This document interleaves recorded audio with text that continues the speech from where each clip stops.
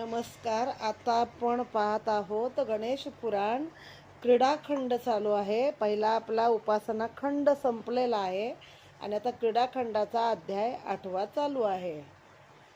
प्रारंभी विनती करू गणपती विद्या दया सागरा, अज्ञानत्व हरोनी बुद्धिमती दे आराध्य मोरेश्वरा. चिंता क्लेश दैन्य दुःख अवघे देशांतरा पाठवी, हे रंबा गणनायका गजमुखा भक्ता बहुतोषवी. आता मागच्या अध्यायामध्ये आपण पाहिलं आहे की कश्यप ऋषी आणि आदिती यांच्या पोटी महोत्कट या नावाने गणेशाने अवतार घेतलेला आहे. आणि मागच्याच अध्यायात एका राक्षसीला जशी कृष्णाने पूतनेला ठार केली त्या पद्धतीने एका राक्षसीला ठार केलेला आहे. आता या अध्यायामध्ये महोत्कटाने मगरीला पाण्याबाहेर फेकले. महोत्कटावरील एक संकट संपले. विरजा राक्षसी मरण पावली. ते ऐकून उद्धत आणि धुंदूर या नावाचे 2 राक्षस पोपटांची रूपे घेऊन कश्यपाच्या आश्रमाजवळ आले. त्यांना पाहून महोत्कटाने ते पोपट खेळण्यासाठी आपल्या आईजवळ मागितले. तेव्हा आदिती म्हणाली, बाळा, आकाशातून उडणारे हे पोपट माझ्या हाती कसे लागतील? त्यावर महोत्कटाने एकदम झडप घालून त्या दोन्ही पोपटांना आपल्या दोन्ही हातामध्ये धरले. त्याबरोबर ते पोपट त्याच्या हातांना चोचीने जोराजोरात टोचू लागले. तेव्हा त्याने त्या पोपटांना जोरात जमिनीवर आपटले. त्याबरोबर त्या दोन्ही पोपटांनी आपले मूळचे रूप घेऊन आपला प्राण सोडला. आपटल्यावर काय करणार, गणपतीने आपटले. ते पाहून आदिती भ्याली. तिने आपल्या मुलाला चटकन घरात घेऊन आले. ते वर्तमान जेव्हा कश्यप ऋषींना समजले तेव्हा ते म्हणाले, हे राक्षस इंद्रादी देवांनाही अजिंक्य होते, त्यांना माझ्या मुलाने सहज ठार मारले. आता त्या राक्षसांचं नाव काय आहे? एकाचं धुंदूर नाव आहे आणि दुसऱ्याचं आहे उद्धत, म्हणजे उद्धट धरा आपण. या गोष्टी 2-4 वर्षे निघून गेल्यावर एका सोमवती अमावास्येला आदिती महोत्कटास सोबत घेऊन एका तलावावर स्नानासाठी गेली. तिने आपल्या बालकाला काठावर ठेवले व ती पाण्यात आंघोळीला उतरली. तिच्या मागे तो बालकही पाण्यात शिरला. इतक्यात एका मगरीने त्याला धरले. त्यावेळेस तो हे माते म्हणून ओरडू लागला. ते ऐकून त्याची माता आणि अनेक लोक धावून आले, परंतु काहीच उपयोग होईना, काहीच उपाय चालेना. तेव्हा मग काय केलं त्याने, तर स्वतःच त्या मगरीला बाहेर काढून पाण्याच्या बाहेर भिरकावून दिलेली आहे.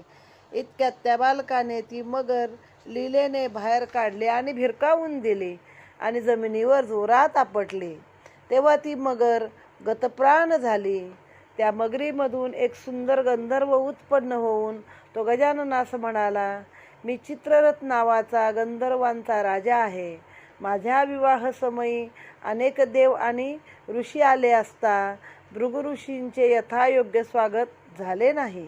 तेव्हा त्याने रागावून तू नकर होशील असा मला शाप दिलेला आहे आणि मी त्यांना शरण गेलो व उशाप देण्यासाठी त्यांची विनवणी केली. तेव्हा ते शांत झाले आणि मला म्हणाले, कश्यपाचा पुत्र आणि गजाननाचा अवतार महोत्कट याचा जेव्हा तुला स्पर्श होईल तेव्हा तू माझ्या शापापासून मुक्त होशील. त्याप्रमाणे मी आज तुझ्या स्पर्शाने शापमुक्त झालो आहे. पुत्राचे सामर्थ्य पाहून आदितीला मोठे आश्चर्य वाटले. इथे हा अध्याय समाप्त झाला आहे. ओम गम गणपतये नमः. आता आपण पाहत आहोत गणेश पुराण गणेश क्रीडाखंड अध्याय 9वा, बाळाच्या मुखात विश्वदर्शन. एके दिवशी हा हा, हु हु आणि तुंबरू या नावाचे 3 गंधर्व. आता आपल्याला वाटलं पहिलं काय हसण्याचाच प्रकार आहे, हा हा हु हु हे. तर हे 3 गंधर्व आहेत. तुंबरू तर आपल्याला माहिती आहेत. हे परमेश्वराचे गायन विणेवरती करीत शंकराच्या दर्शनासाठी कैलासास आले. जाताना वाटेत ते कश्यपाच्या आश्रमात आले. या गंधर्वांनी लक्ष्मी, शंकर, विष्णू, गजानन आणि सूर्य असे पंचायतन मांडून त्याची पूजा करू लागले. आता जसं आपल्याकडं राम पंचायतन आहे तसं हे पूजेमधलं पंचायतन आहे. याच्यामध्ये लक्ष्मी, शंकर, विष्णू म्हणजे विष्णू लक्ष्मी, शंकर या पार्वती नाही त्याच्यासोबत, गजानन आणि सूर्य याची पूजा केली जाते. दुसरं विष्णू पंचायतन एक मानलं जातं. त्याच्यामध्ये हरी म्हणजे विष्णू, शिव, गणपती, तेज, भास्कर, देवी अंबा अशा 5 लोकांचं पूजन. म्हणजे ह्यात पण शिव आहे, हरी आहे, गणपती आहे, असं ह्याला विष्णू पंचायतन पण म्हणतात. आता राम पंचायतन. राम पंचायतनामध्ये राम, सीता, लक्ष्मण, भरत आणि शत्रुघ्न हा मुख्य परिवार 5 मानले जातात. आणि कधी कधी पंचायतन म्हणतात, पण समोर गरुड आणि हनुमंत यांचा समावेश केला जातो. एक राम पंचायतन आहे, एक देवी पंचायतन आहे, एक विष्णू पंचायतन आहे. अशी पूजेची अनेक पंचायतनं आहेत. देवी पंचायतनामध्ये मध्यभागी देवी ठेवली जाते आणि तिच्या भोवती शिव, विष्णू, गणेश आणि सूर्य. ईशान्य म्हणजे विष्णू, ईशान्य दिशेला विष्णू, आग्नेय दिशेला शिव, नैऋत्य दिशेला गणेश. ईशान्य म्हणजे नॉर्थ ईस्ट, तिथं विष्णू, साऊथ ईस्टला शंकर, साऊथ वेस्टला गणेश आणि नॉर्थ वेस्टला सूर्य. अशी पूजा मानली जाते. ही देवघरात आणि सुखसमृद्धीसाठी केली जाणारी पूजा आहे. असं थोडंसं आपण मध्ये पंचायतनाची माहिती पाहिली आहे. आता पुढे अध्यायाकडे पाहूया. आता हे 3 गंधर्व आहेत ना, त्यांनी हे पंचायतन पूजेमध्ये जे नेहमी असतं आपल्या, त्यामध्ये लक्ष्मी, शंकर, विष्णू, गजानन आणि सूर्य आहेत. त्याची मांडणी करून ते पूजा करू लागले. त्याचवेळी महोत्कट आपल्या सवंगड्यांबरोबर बाहेर खेळत होता. जेव्हा तो घरात आला आणि त्याने या सर्व मूर्ती पाहिल्या, तेव्हा लगेच त्यांच्या मूर्ती उचलल्या आणि फेकून दिल्या. तो निघून गेला. ध्यान संपवून गंधर्व पाहू लागले तर त्यांना मूर्ती दिसेनात. तेव्हा कश्यपाने इकडे तिकडे चौकशी केली. तेव्हा हे आपल्याच पुत्राचे काम आहे ते कळून आले. रागाने हातात काठी घेऊन कश्यप आपल्या गणेशाकडे आला, महोत्कटाकडे, आणि पुत्राला म्हणाला, मूर्ती कुठे आहेत ते खरे सांग, नाही तर तुला मार देईन. हे कृष्णानं कसे एकदा पूजेतले देव सगळे दोरीला बांधून ओढत बाहेर आणले होते देवाऱ्यातले. म्हणजे आपलं शास्त्र असं नाही म्हणत बघा सगळीकडे की मूर्तीपूजेतच स्वतःला लीन माना, असं नाही आहे. आजूबाजूचा पर्यावरण, निसर्ग, पशु पक्षी, प्राणी प्रत्येकाला घास द्या, प्रत्येकाला तृप्त करा आणि मग त्या मूर्तीची पूजा करा. नुसतं देवापुढं बसताय, मूर्तीची पूजा करून त्याला पंचपक्वान्नाचा नैवेद्य दाखवताय आणि बाहेरच्या कामवाल्याला मात्र हाडतूड करताय, घास देत नाही किंवा आपल्या कामवालीला देत नाही, तर तुमची पूजा व्यर्थ आहे. आपल्या याच्यामध्ये 5 लोकांना कसं द्यायचं सांगितलंय बघा. मुंगीला साखर, कुत्र्याला घास, गाईला गोग्रास, माशांना पीठ टाकायचे, कणकीचे गोळे टाकायचे आणि कावळ्यांना किंवा पित्रांच्या नावाने कावळ्यांना किंवा त्यात सर्वच पक्षी येतात त्यांना अन्नदान, ते ताट आपण ठेवायचं आहे. रोजच्या याच्यामध्ये जेवणाच्या आधी हे एवढं रोज करायचं आहे. महोत्कट म्हणाला, अहो तात, मी वाटल्यास कशाची शपथ घेतो. परंतु त्या बोलण्याने कश्यपाचे समाधान झाले नाही. असे पाहून महोत्कटाने मोठ्यांदा रडायला सुरुवात केली. तेव्हा आदिती आपल्या पुत्राच्या मुखात पाहू लागली तर संपूर्ण विश्वच तिला त्या मुखामध्ये दिसले. ते विराट विश्व पाहून ती मूर्छित होऊन भूमीवर पडली. नंतर काश्यप ही सर्वासह आपल्या पुत्राच्या मुखात पाहू लागले. तो कैलास पर्वतासह शंकर, वैकुंठासह विष्णू, सत्यलोकासह ब्रह्मदेव, अमरावतीसह इंद्र, पर्वतासह पृथ्वी अशी 14ही भुवने त्याच्या दृष्टीस पडली. जे रावणाचं म्हणतात ना 14 चौकड्याचं राज्य होतं, तर ते एक चौकडी म्हणजे त्यामध्ये एक भुवन, ज्यामध्ये हे सगळं काही ब्रह्मांड, अशा 14 ब्रह्मांडाचं उत्पत्ती आपल्या कथा पुराणामध्ये मान्यता आहे त्याला. आपला बालक त्रैलोक्याचा नियंता आहे हे जाणून कश्यप त्या गंधर्वांना म्हणाला, जरी या बालकाने मूर्त्या नेल्या असल्या तरी त्याला शिक्षा करण्याचे सामर्थ्य माझ्यात नाही. तुम्हाला जर त्याला शिक्षा करायची असेल तर खुशाल करा आणि भोजनास उठा. त्यावर ते 3ही गंधर्व म्हणाले, पंचायतन देवता प्राप्त झाल्याखेरीज आम्ही पाणी सुद्धा पिणार नाही. इतके बोलून ते त्या बालकाकडे पाहतात. तो बालक गणपती, शंकर, विष्णू, सूर्य आणि देवी अशा 5 रूपाने आपल्या पुढे उभा आहे असे त्यांना दिसले. ते पाहून त्यांना आश्चर्य वाटले आणि तीनही गंधर्वांनी त्यास नमस्कार करून त्याच्यावर स्तुती स्तोत्र रचली, स्तुती स्तोत्राचे गायन केले. गंधर्व म्हणले की गाणार आहेत. इथे हा अध्याय समाप्त, ही कथा समाप्त झाली आहे. ओम गम गणपतये नमः. अध्याय 10 आहे, महोत्कटाची मुंज. महोत्कटाला 5वे वर्ष लागले असता कश्यपाने त्याचे उपनयन केले, म्हणजेच मुंज करण्याचे ठरविले. त्यावेळी अनेक देव, गंधर्व, ऋषी वगैरे कश्यपाच्या आश्रमात आले. अनेक प्रकारच्या वाद्यांच्या नादात अंतरपाठ धरून मंगलाष्टका टाकल्या. आता त्या समूहामध्ये गुप्तरूप जात असता, अक्षदा टाकल्या जात असता, त्या समूहामध्ये गुप्त रूपाने म्हणजे मुंज चालू असताना विधात, पिंगाक्ष, विशाल, पिंगल आणि चपल या 5 राक्षकांनी बटूवरती अस्त्रे टाकले. हे जाणून महोत्कटाने 5 तांदुळाचे दाणे मंत्रून त्या 5 राक्षसांवर हळूच टाकले. तेव्हा ते 5ही राक्षस मरण पावले. देवांनी आनंदाने बटूवर पुष्पवृष्टी केली. नंतर कश्यपाने होम हवन आदी कृत्य करून त्यास गायत्री मंत्राचा उपदेश केला. मातेने त्याला भिक्षा वाढली, म्हणजे 5 राक्षस आले होते त्याला मारायला. यानं मुंज चालू असताना फक्त 5 तांदूळ घेतले आणि मंत्रून त्या 5 राक्षसांवर टाकले, तर ते राक्षस मृत पावले आहेत. आणि मग यांनी आनंदाने पुढचा सोहळा पूर्ण केला आहे. मग मुंज झाली, मग होम हवन कृत्य झाले, मंत्र दिला, गायत्री मंत्र दिला. आता भिक्षा म्हणजे कसं ते केलं बघा. मुलं निरीच्छ व्हावे किंवा आईबाप त्याच्यापासून वेगळे व्हावेत, कारण पुढं त्याला पाठवायचं असतं गुरुग्रही सज्ञान होईपर्यंत. आत्ताच्या काळात 18 वर्षाचा होईपर्यंत मुलगा, 5-6 वर्षाचा मुलगा जो शिक्षणाला जातो तो 17-18 वर्षांनीच येतो. मग त्यातून निरीच्छ झालं पाहिजे आपण की हा कोण नाही, आपला मुलगा नाही, म्हणून त्याला भिक्षा घालायची आहे तिथं त्याच्या जोडीमध्ये. आणि मग असं ते भिक्षा वगैरे झाली. मग काही दिवसांनी वशिष्ठ मुनी त्या कश्यप पुत्राला घेऊन ब्रह्मदेवाकडे गेले असता त्यांनी त्याला आपल्या कमंडलूतील तीर्थ देऊन सदा सर्व काळ फुलून राहणारे असे एक कमळ दिले आणि बृहस्पती असे नाव त्याला ठेवले. कुबेराने आपल्या गळातील माला त्याला दिली. म्हणजे बृहस्पती खरं तर वेगळा देवांचा गुरु आहे, पण याचं नाव पण बृहस्पती म्हणून. आपल्याकडं कसे डबल नावाचे अनेक माणसं असतात तसं आहे.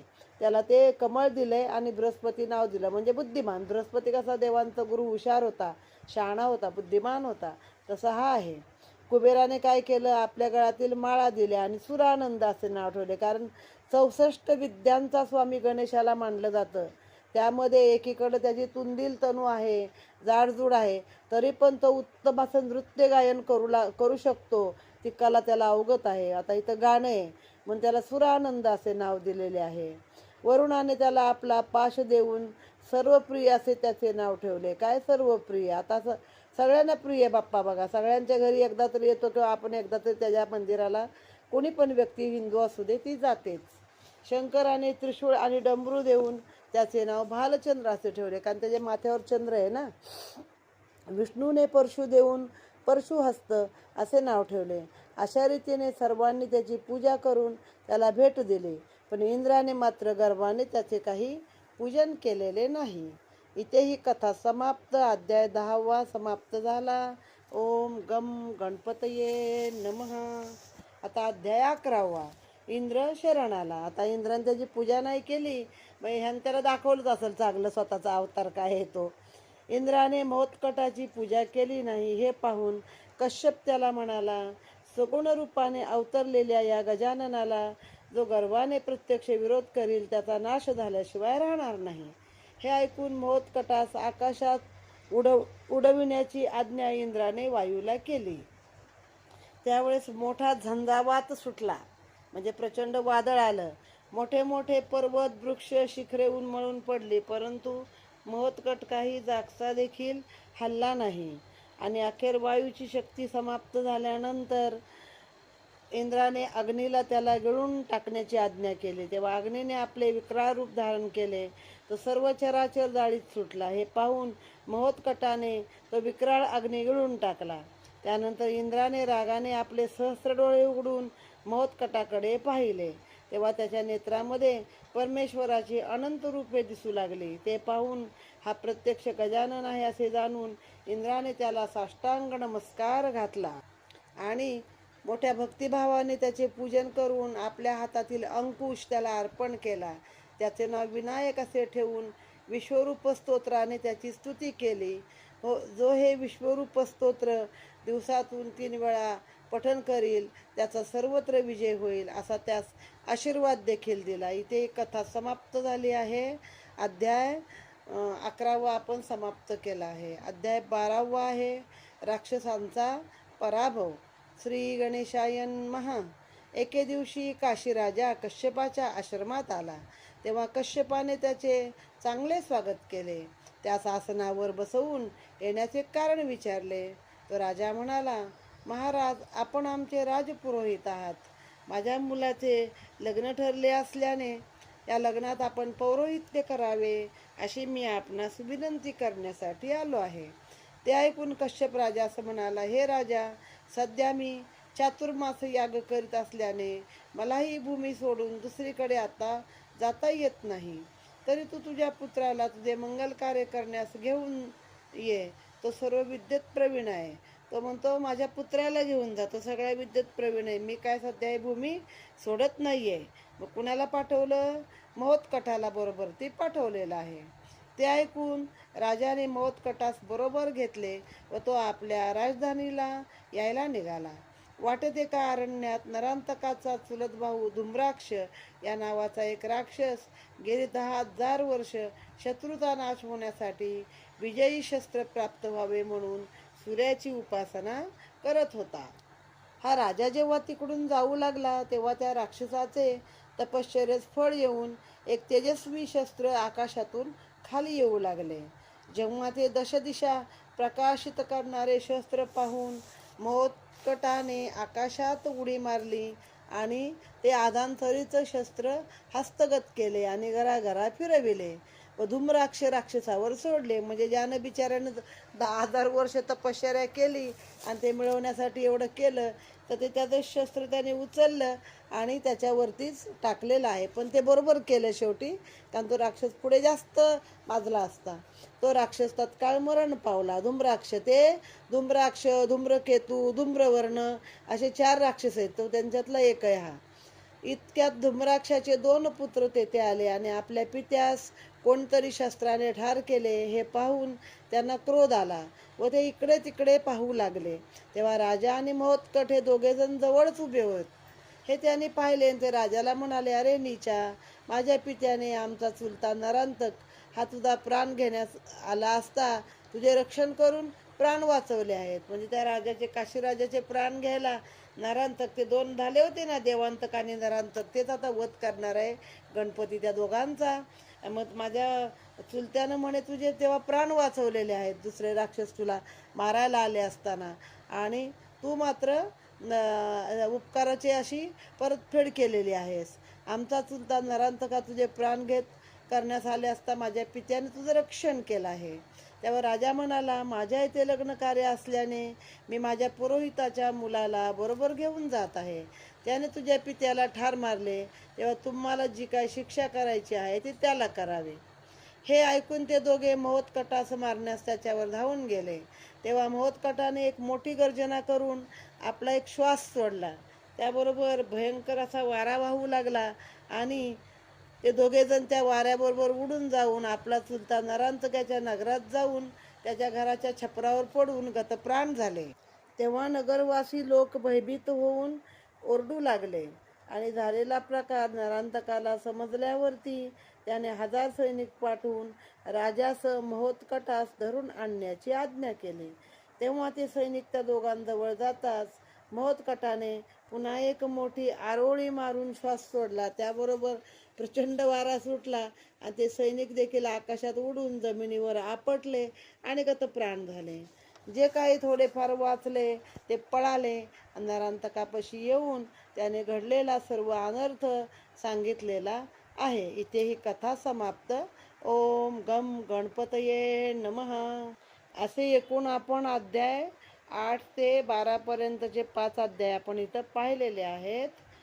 ओम गम गणपतये नमः.